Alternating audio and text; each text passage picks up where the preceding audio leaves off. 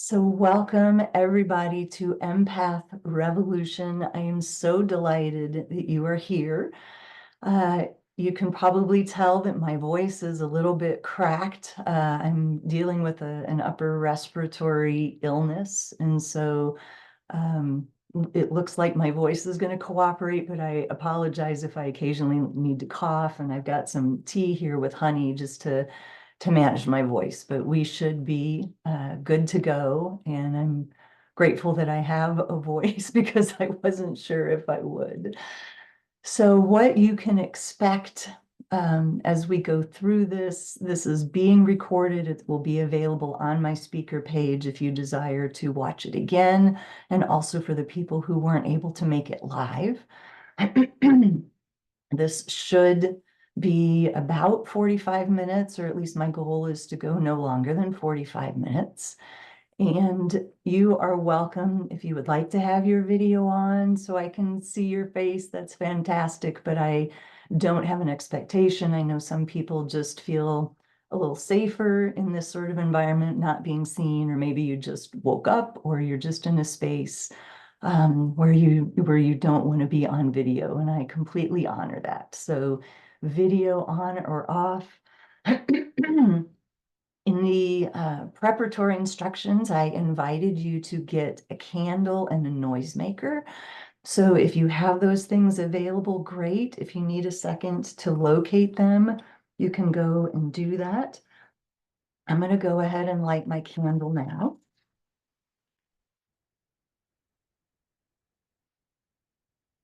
And we will be doing a ceremony in a little bit where I will invite you to light your candle then, so you can light it now if that feels right, or you can light your candle when we do the actual ceremony.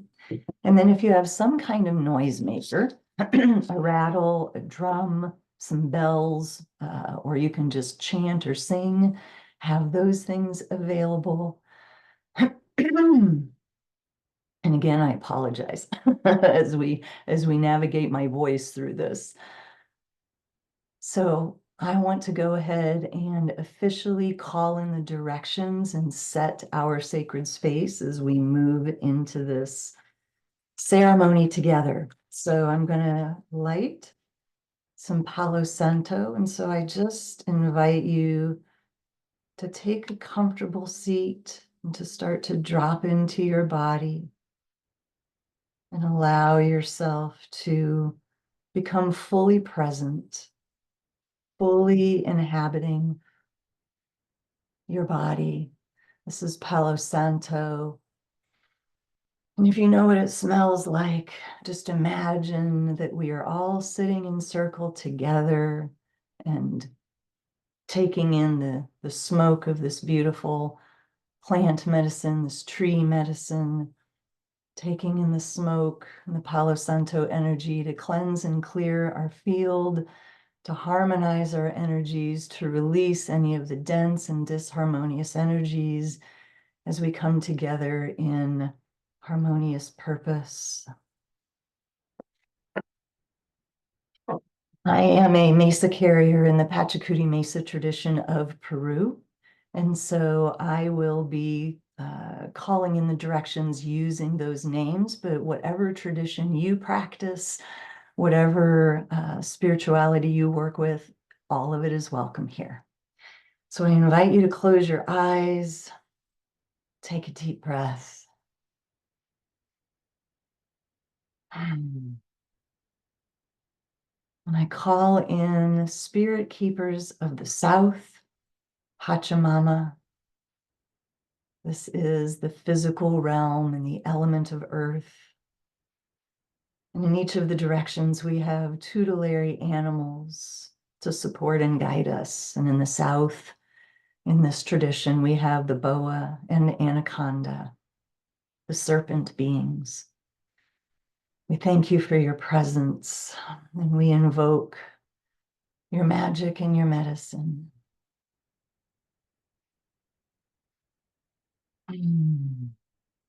Moving now to the West, spirit keepers of the West, Aho. Mama Kia, we welcome you, we call you in. This is the element of water and the emotional realm and the home of Grandmother Moon and the Divine Feminine. We call in the tutelary animals of the whale and the dolphin to support us. Thank you for your medicine and your magic. We move now to the north. Spirit keepers of the north, Aho. This is the direction Wiracocha, the element of air in the realm of spirit, in the place of our ancestors. This is where we call in eagle and condor, where the eagle and condor prophecies come together in the marrying of Heart Island in South America and Turtle Island in North America. We invoke your medicine and your magic to be with us. Moving now to the east, spirit keepers of the east, Aho. This is Inti. This direction is the element of fire and the mental realm, the higher mind. These are the tutelary animals of the puma and the jaguar, and the home of grandfather son, the place of the divine masculine. We invite all of you in to receive your magic and your medicine. We move now to the center, the great alchemical combination of all. This is Kuichi, the element of ether. And this is where we have the tutelary animals of service, the llama and the alpaca, the great rainbow nation. We call in the above and below, the as above and so below mysteries to be with us. We call in all of our spiritual guides, our spiritual teams, animal helpers, totems, ancestors, our lineage, our star relatives. Call in the archangels, call in the archetypes and gods and goddesses and oversouls of the evolutionary empath, the morphic field of the evolutionary empath and the energies of this summit, so that we may all receive what it is that we are here to receive.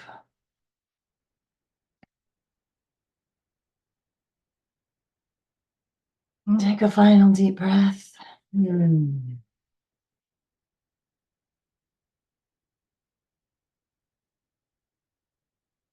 Open your eyes gently.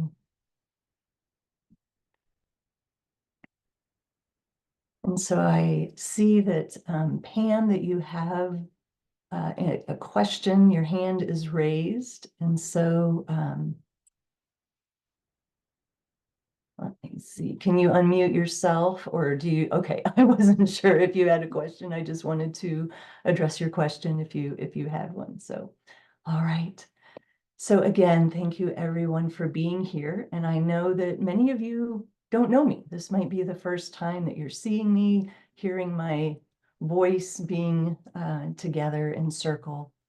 And so I just want to share a little bit about who I am and how I ended up on this path and why I created this telesummit.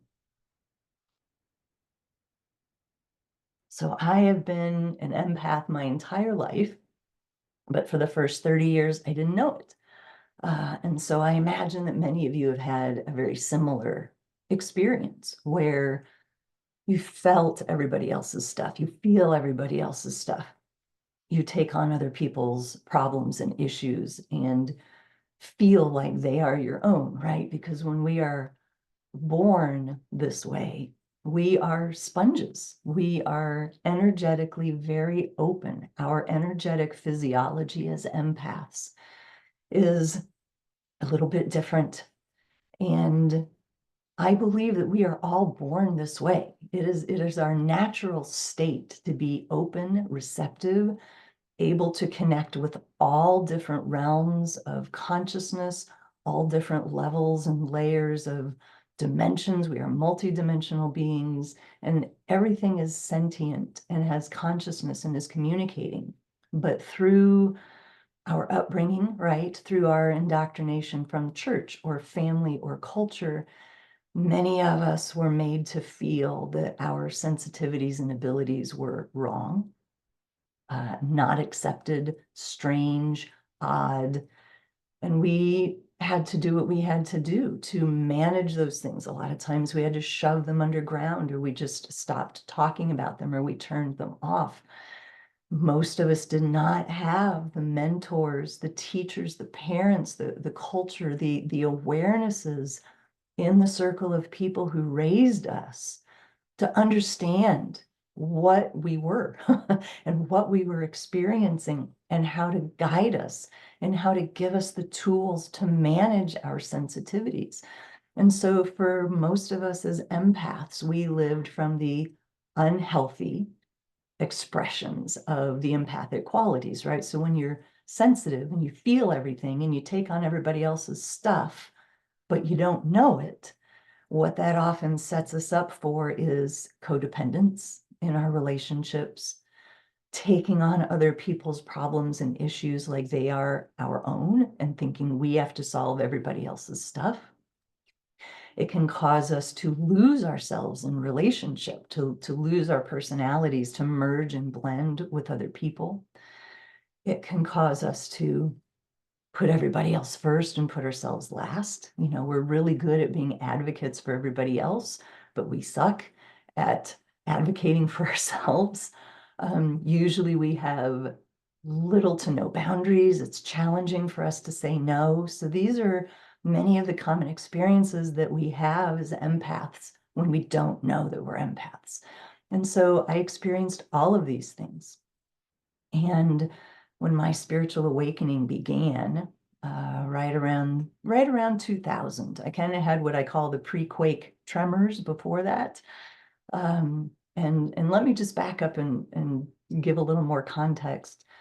I was a very creative, intuitive child, and loved communicating with animals and nature, and had a great imagination. I could feel other people's energies. My mom said that when I was young, I can tell if somebody was upset or had a bad day because I would just crawl up in their lap, and something intuitively knew that I wanted to make them feel better.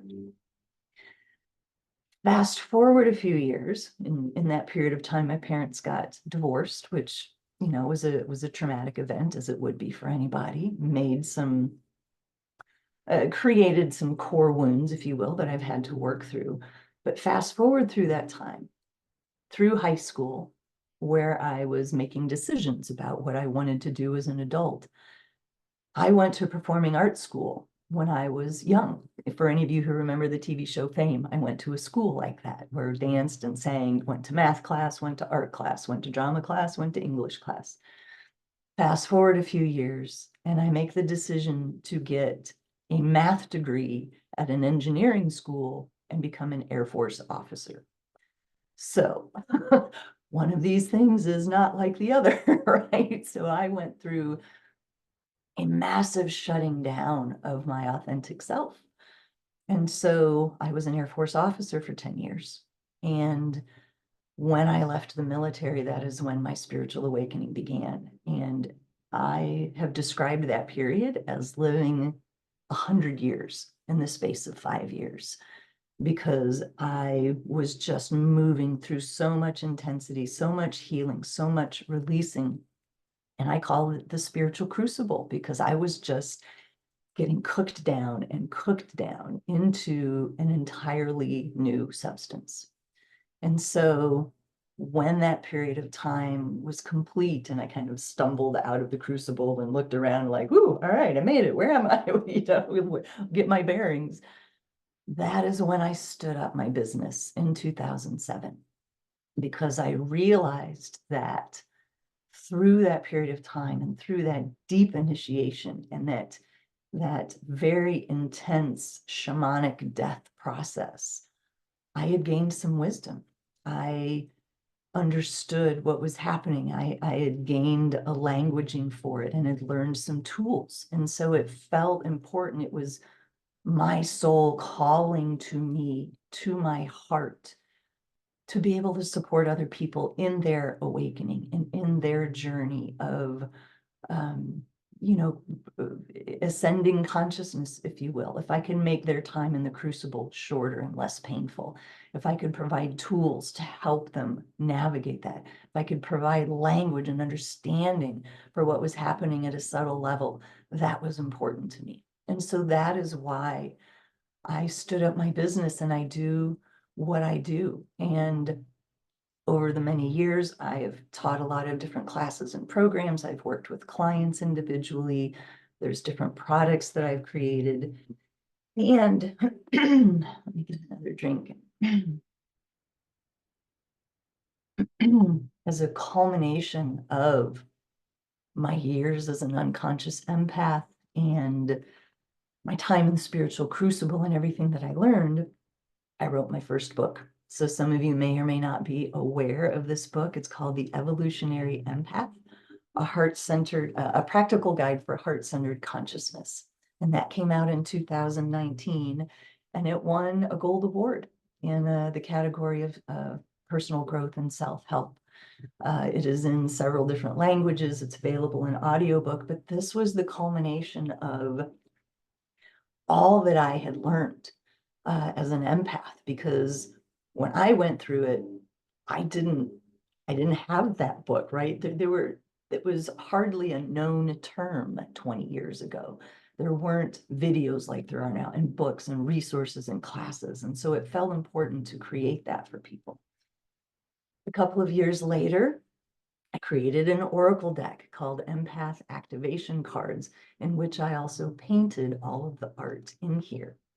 And so that was just the next calling for me to create these activation cards for people. And I have also contributed a chapter to 4 other books. And so, you know, my service, if you will, my sacred service, my heart-centered mission has always been to support other people in their spiritual awakening, in their journey, and in their understanding and acceptance of themselves as empaths. And so the next step for me has been to create this summit, because there are so many other people out there. You know, just because I wrote a book and created an oracle deck, it doesn't mean I am the only one who knows what it's like to walk the path of an empath.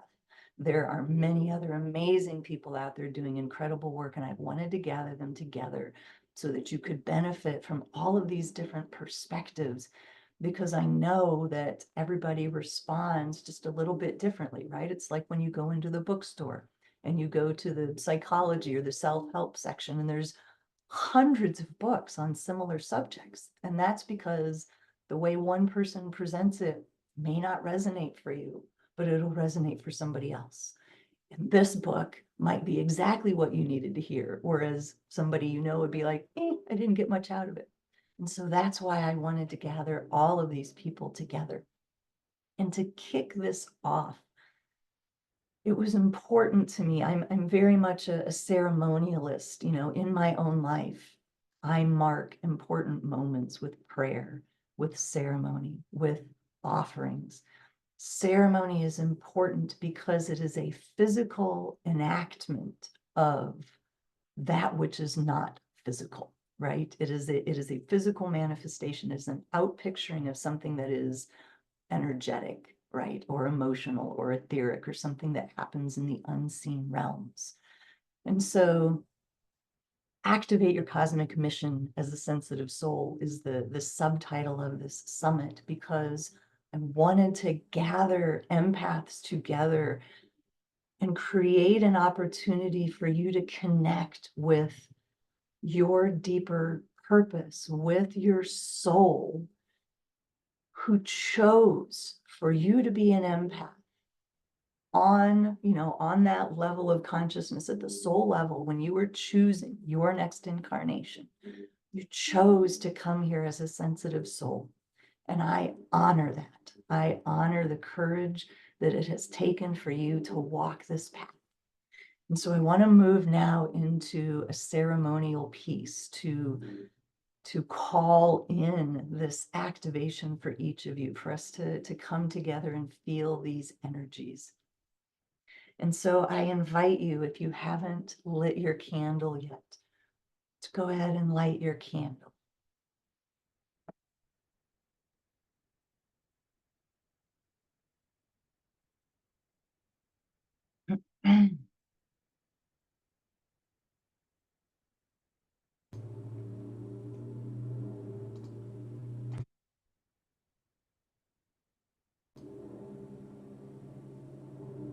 And gather your noisemaker, whatever that is for you. And so I'm just going to guide you through a process, and I will let you know when it's time to do different things.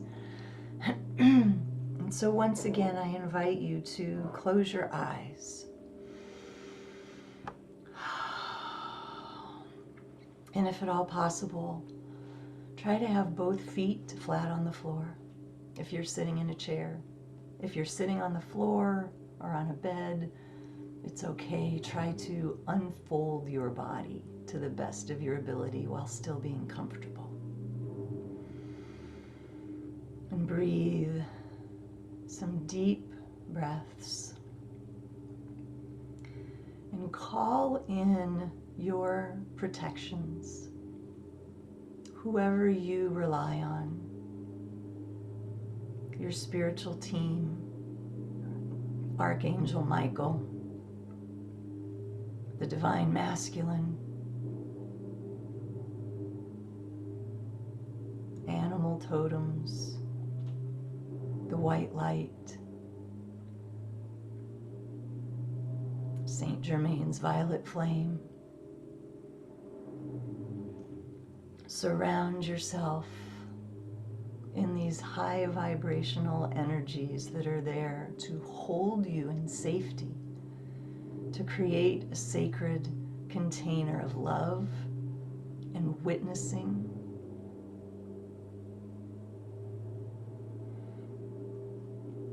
And as you breathe, connect in with your soul, however your soul makes itself known to you. Call in, there are several aspects of yourself that I'm going to invite you to connect with. Your higher self, your soul, your future self, the part of you that is already existing in the future, because there are multiple simultaneous timelines that we are living. And outside of 3D time, past, present, and future are not linear. They exist simultaneously. So you have the ability at any point to travel these different timelines, to move forward in time, to connect to these other dimensions and aspects of yourself. I also call in the metaphorical and literal transformational process of the butterfly. I know this is an often used imagery, but it is still potent and powerful. When it is time for the caterpillar to transform, there is an innate knowing inside the caterpillar that it is time to find a branch or a location to weave the cocoon and build the cocoon around itself as a sacred container of dismemberment, literally. A caterpillar goes through a phase where it is mush inside of its cocoon. Depending on where you are in your current journey, we have many symbolic death and rebirth processes, and you may be in a mush phase right now in your life. But there are these very special individualized cells inside the caterpillar called imaginal cells. And those imaginal cells hold the code, the blueprint of the butterfly. And as the caterpillar disintegrates into mush, those imaginal cells turn on and start to reorganize the mush, to reorganize the cells, the DNA, to restructure it into what will become a butterfly.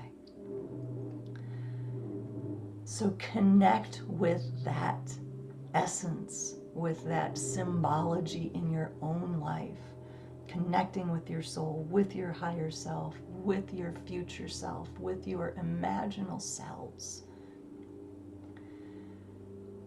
Feel yourself being inspired. Feel that you are way more than just the human body that you reside in. You are like an iceberg. All we can see of each other is the tip, right? Just our physical existence. But the majority of who we are is underwater, in the sense that it is unseen.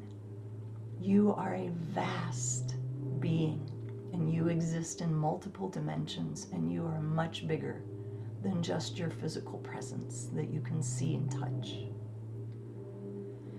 Know that as you connect in with your expansive self and you feel into why you are here as a sensitive soul, that it is okay for you to be seen. If it is time and you are ready, you have the support. Call upon the assistance that you need to move through any blocks or resistance that might be holding you back. Ask for the strength and courage that you need to step out of your comfort zone. Feel the warm heart hug of your soul, reassuring you that you are here on purpose, that at a soul level you chose to be an empath. At this point in human evolution, when time is speeding up, when human consciousness is evolving, you are here to help humanity evolve to the next level of consciousness. Feel that in your bones. Feel it in your cells. Feel it in the intelligence of your body and the wisdom of your higher self. And know that your cosmic mission as an emissary of light does not mean you have to be a public figure. It doesn't mean you have to write a book or start a nonprofit or do something on a grand scale. Simply being who you are, where you are, is powerful. Being in alignment with your authentic self is powerful. Many times we think of, why were we born to the parents that we have? Why was this person my mother and father? Why was this person my older brother or sister? Why was this person my spouse, my aunt, my uncle, my grandparents, any significant person in your life? What would happen if you turned that around? Instead of, why are they in your life? Why are you in their life? Maybe you are the black sheep because you were here to break the mold. Maybe you are the one that is different because you are here to model to other people another way. Own your gifts. Your sensitivities are not a liability. And I certainly know what it feels like to feel like they are a liability. but they are your greatest gift and asset. You are here to help humanity ascend to the next level of consciousness. So allow yourself to dream.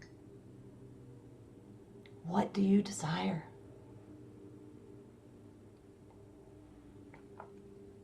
What are you passionate about?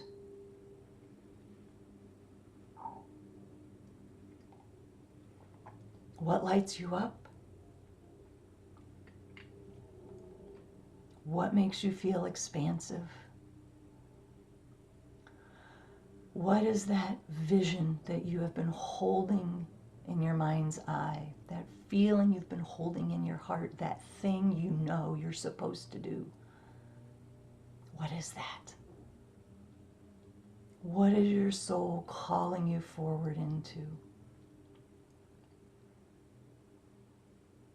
You are here for a reason. You are not crazy. You are not an anomaly, although you may feel like it. You're not alone, although you may still be looking for your tribe and your soul family. You are not the only one. You are a marvel. You are a marvel of human construction.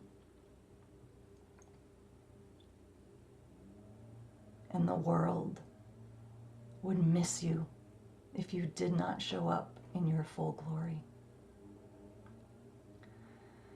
So I invite you now gently to open your eyes and hold your candle in front of you or gaze at it, put your hands around it. Everybody is muted, so speak out loud, or you can speak in your mind to your candle. Let your candle be the vehicle of sending your prayers and sending your intentions out into ethers, out through the grid of the planet. What is it that you want? What are you calling to yourself? What do you desire? Speak those things now. And even if you don't know what that is, then you can simply say, I am ready to know what I want. I want to know what I want. Show me what is next for me. Let me hear what my heart is calling me into. What am I being asked to step into? Hold those energies in your heart. Speak those words into your candle. And grab your noisemaker. Because one of the things that we can do with ceremony is activate our intentions, activate these energies. I wish there was a way that we could be in circle and we could all hear each other's drums and rattles and bells, because that is an incredible experience. But since we're on Zoom, we can't do that. But I'm going to rattle for a little bit, and I invite you to make noise with me so that we can raise these energies together, so that we can amplify and add to and uplift each other's intentions and visions. And so let us do this for a couple of minutes.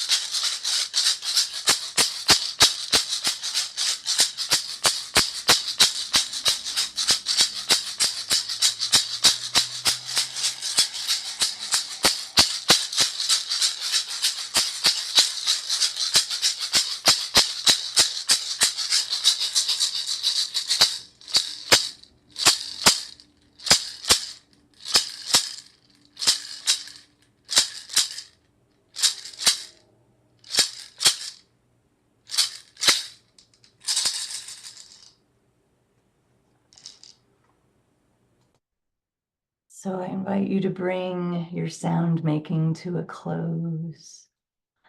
And I don't know about you, but I'm hot.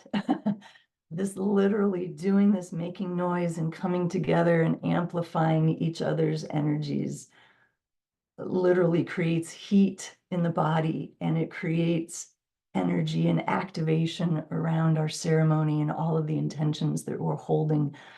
Truly, when we come together this way, which is why I wanted to do a live opening ceremony, the whole is greater than the sum of the parts. What we create together is bigger than what we can create by ourselves. And so I hope you feel the energy of this. Thank you for participating in that ceremony. As you move through this week, you might choose to keep your candle lit. You might choose from time to time to just grab your noisemaker and just give it a little shake or a little drum or a little clang, just to continue connecting in with what you are activating in yourself. And as you listen to these interviews this week, each person's going to give you something slightly different to think about, a different aspect, a different tool.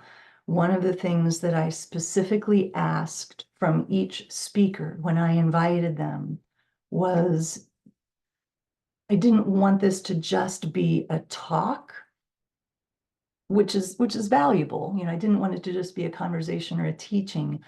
I wanted, excuse me, I wanted each speaker to offer an experiential process for you, a ceremony, a guided process, a way to work with a tool. Because I know that's how I learn, by doing, by experiencing. And so each one of these interviews is not just a conversation. There is a part of it that is going to be some sort of, you know, we'll call it an interactive process, an experiential process. And so I hope you find those things valuable. So I am also a speaker in this summit. And while I talked a little bit today, my gift, if you will, as each of the speakers has a free gift available.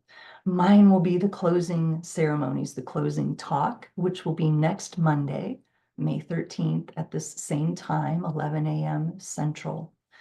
And so I will go into some deeper teachings. We'll have some closing ceremonies, and then there will be some other things that I share with you. And so I just want to make sure that you put that on your calendar if you want to attend and you're able to attend. Thank you again so much for being here, for being a part of the summit, to saying yes to your soul. A reminder that each of these interviews will be available to watch for free for 48 hours. If you feel like you want to watch them multiple times, or if you know that maybe you won't be available to catch them all, you can always purchase the lifetime access package.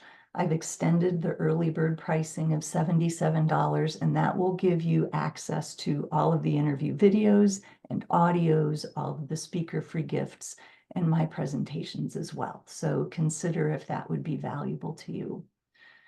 So again, I thank you all. Blessings to you. If there's any way that I can support you, please don't hesitate to reach out. Enjoy this week. Thank you, everyone.